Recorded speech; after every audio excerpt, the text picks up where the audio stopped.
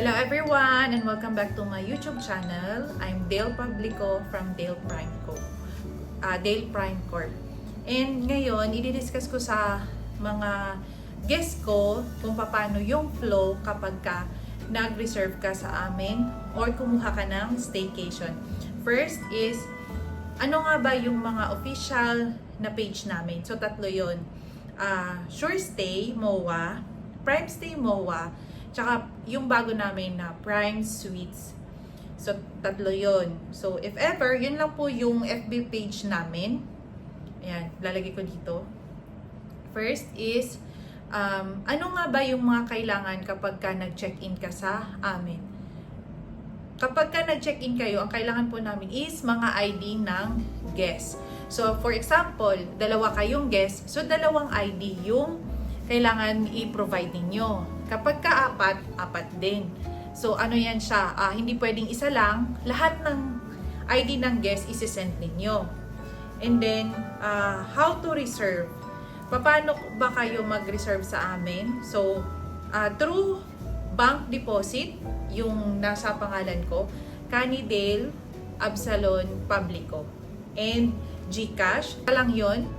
Pero dalawa yung number na ginagamit ko. Yung isa, yung 88 is pang incoming, and yung pang outgoing ko, kasi yun yung naka-postpaid sa Globe, is yung 92. So doon na po kayo tatawagan. And then sa reservation, 50% yung kinukuha namin na reservation. Like for example, nagpabook kayo sa amin ng 2-bedroom, katulad nito.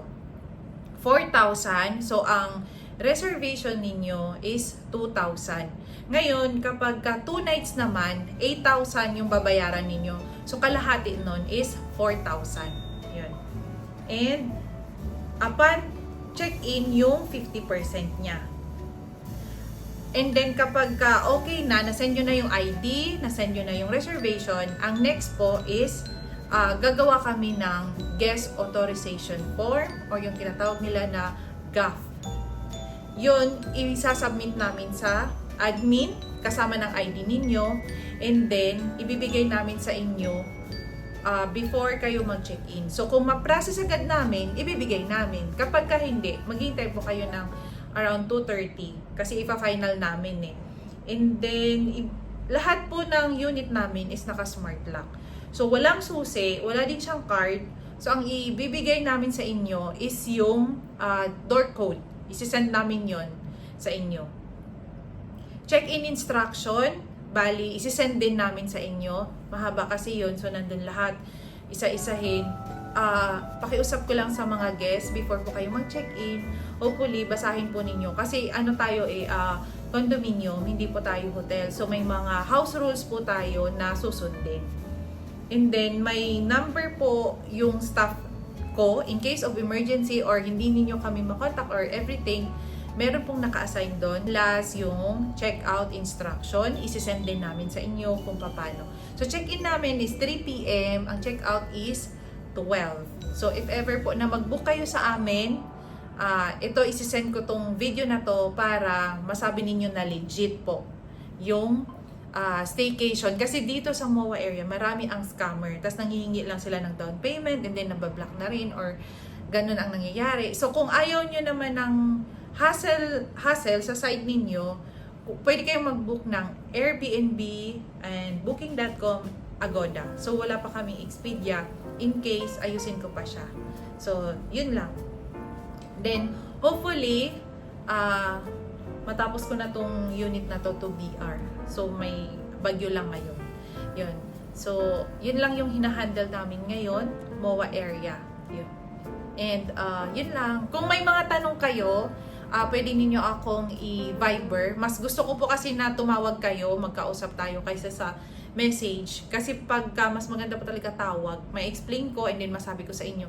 Hindi po kasi lahat dito sinasabi ko sa vlog. Kasi merong mga, depende sa kailangan services ninyo, lalong-lalo na sa turnover, kung meron kayong kailangan, and then sa preventive maintenance, sa management, then ang marami kami ngayon restoration.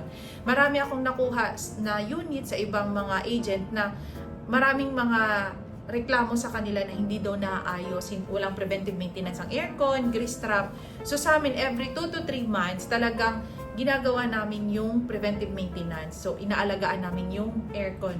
Lalong-lalo na yung aircon dito kasi malapit tayo sa dagat. So kailangan siyang malinisan kasi lagi siyang if ever yung sa lagayan ng freon, nabubutas siya. So, talagang kailangan siyang may preventive maintenance talaga.